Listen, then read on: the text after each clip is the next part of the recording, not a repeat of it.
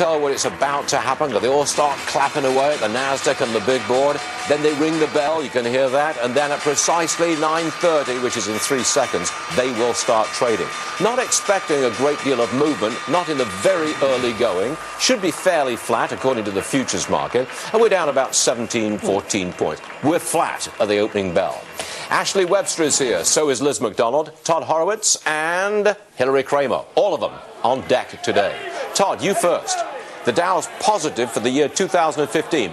You're the guy who says this market is a mirage fueled by free money.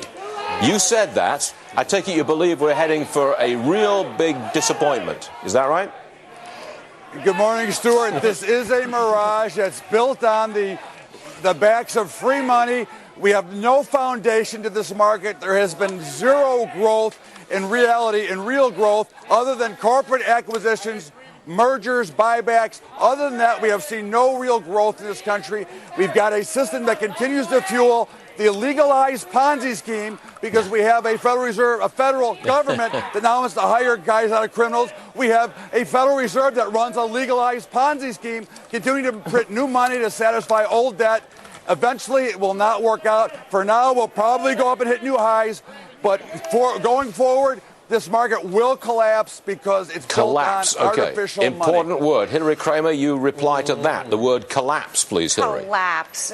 We are marching higher here, Stuart, and our economy has created entire new sectors, especially in technology, whether it's cybersecurity or cloud hosting. And look at where we've made it in biotechnology. We are still the leader globally, worldwide. What do you say to that, Todd? Come back in again for a second. Because American high-tech companies are king of the hill. What's wrong with putting money there? There's nothing wrong with putting money there, but they've also become overvalued. You know, all we have to do is substitute the internet bubble from the internet bubble to the Fed bubble. Mathematically, it's a certainty that the market will have a major correction because it always does. Unless you want to listen to John Maynard Keynes in 1928 and say there'll never be another collapse. Mathematically, we're going to collapse. We're going to have this argument, this discussion, I should say, for a long time to come. All right, take a look at some individual stocks. First off this. The Call of Duty people, they're buying the Candy Crush people, and they're going to pay $6 billion for this. Ashley? $18 billion. $6 billion. Combines two giants of the video game industry. We have Activision, of course, has Call of Duty. My kids live on that, and also the World of Warcraft. But it's buying the Candy Crush and the Candy Crush saga. I didn't realize how huge this is. Right. But it is still among the top apps in the Apple App Store, which tells you something. It's been around a while. And obviously, the other thing, let me just say this with Activision, is their games are kind of expensive. I know that because I buy the games for the kids.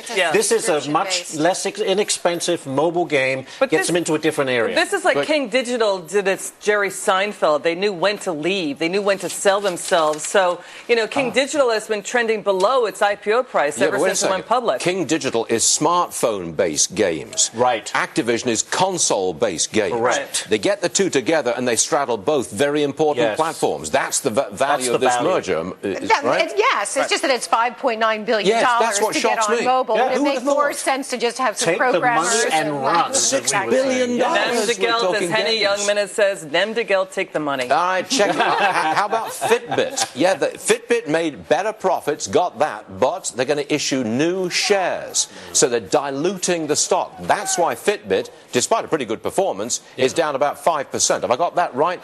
Dilution equals a stock loss, Hillary? Sometimes it does, but if there's enough demand, the stock can bounce right back up, and we've seen that with many companies lately, like including like Shake Shack, for example, when they did their secondary. So will Fitbit bounce? The problem are the margins here. Yes, there's a secondary offering. Margins. The profit margins, and this is what happens when you're in a hardware kind of business like this and competing with Apple. Okay, Liz, you're all fired up. No, I'm not fired up. No, the shares coming in potentially equals about 10% of the shares outstanding. Not saying all of them will trade. That's why the stock is under a little bit of pressure here. They had a good earnings report. They beat on revenue. The new they shares beat on coming earnings. in. They posted a great report. They're not a one-trick pony. GoPro maybe, but not Fitbit. No, $400 million of revenue versus $150 They're also getting a lot of ago. corporate partnerships. So Bank of America, Target are now offering Fitbits to their employees. So that's good for Fitbit. Car companies are in the news. We already told you that Ford Motor Company, their sales up 13%. Now we've got GM. They sold almost, 263,000 vehicles, up 16% from last year. The stock has reached 35. Look at Chipotle, please. We told you yesterday that 43 stores had been closed in Seattle and Portland because of E. coli. 8 people hospitalized, no deaths. But it may be that more people are going to get sick. Is that the expectation, Liz? Yeah, that is the expectation. And there's news breaking, too. The Oregon health officials are zeroing in on vegetables, not meat, as being the source of the contamination. So, yes, as more people realize, hey, wait a second, I ate at Chipotle, I'm feeling sick, I had impossible, symptoms of it, the number of people, reported cases could rise. But it's back up again this morning, right. $6 rise there. Not a big rise, but it's back up a little bit. That's right. How about Google? They want to start drone package deliveries in 2017. Hillary, I don't think that affects Google, or Alphabet, whatever it's called. I don't think it affects the stock, but it shows that Alphabet is a forward-looking company. That's my position. Absolutely. It's just that who wants drones? Imagine all these drones dropping all these packages on your head. All over. On your right, head. exactly. Well, you don't think that's the way of the future? Well, what's going to happen to UPS and Federal Express? I mean, that's really the question. Gonna have to get their own drones. Why can't you just use a dolly? A what? Why can't you just use a metal dolly instead of a drone to get your package delivered? I'm shocked at you people. I look to the future and I confidently expect package delivery by a drone. I think it's going to come. Well, I think so too. I think it's a wonderful thing. You're such Luddites, you people. What's the urgency? See that little graphic there? That is a... that's for rural areas. You can understand that. I for rural live in a areas. rural. Are you Get that. going to go out into the That's my ranch. into the country to find your package? Not quite. No. All right, Amazon. Well, listen to this one. Here's something new.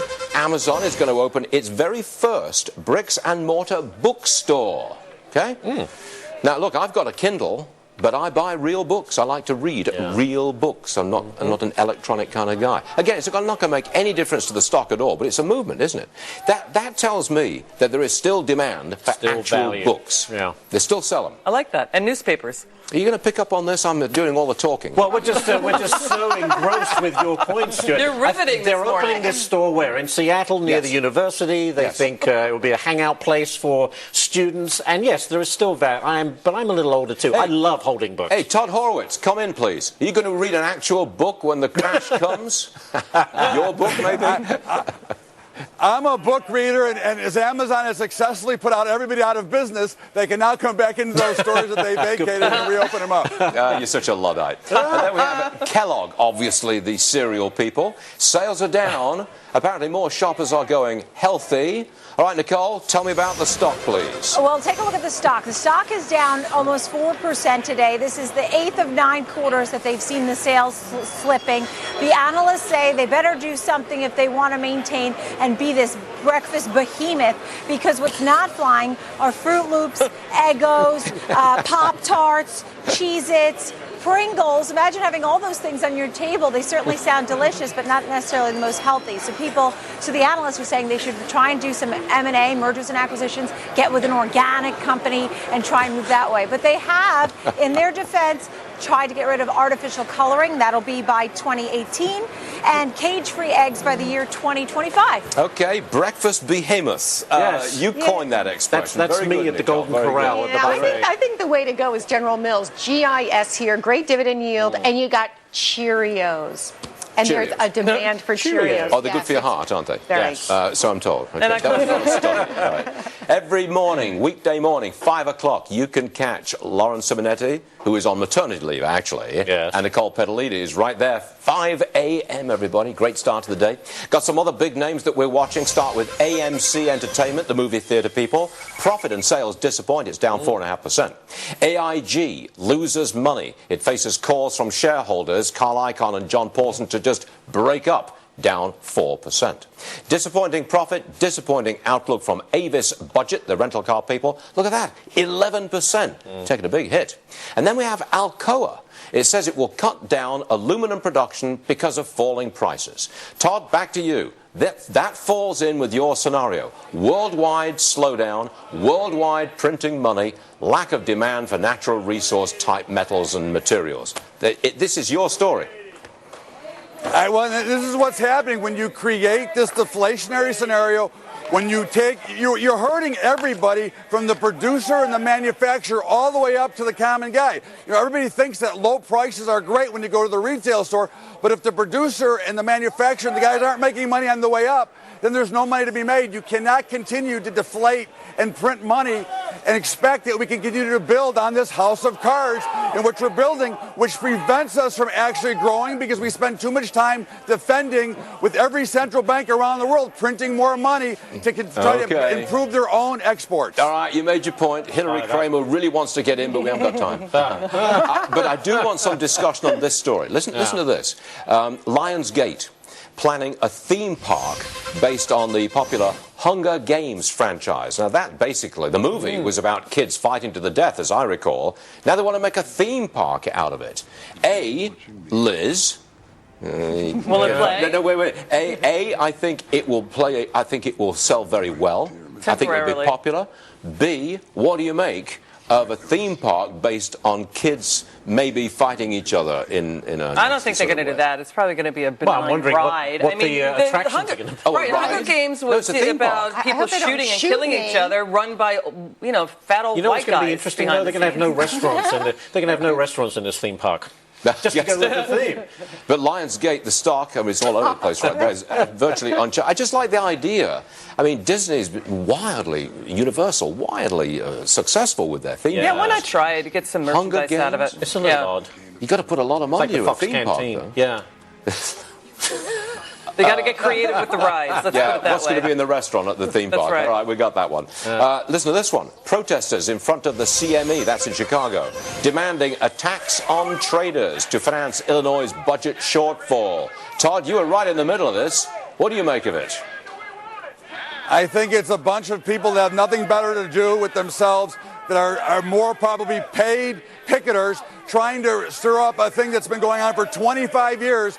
They've been trying to tax traders for 25 years, not realizing that traders don't make enough money to compensate the 4 or 5 or 6 or 8 cents they want per contract, and that it's total lunacy and idiocy of people thinking that you can tax a trader when they're really doing is they're going to take all the employees that actually work in this industry and put them out of jobs, which are the people that they're trying to help. I just get the distinct impression that the class warriors are beginning to take the lead among Democrats, and I think they're going to be increasingly successful. That tax will hit the pensions of the cops and the firemen and the teachers. And they'll just move it out of state anyway, so they'll lose all those jobs. We're agreed, we don't like it.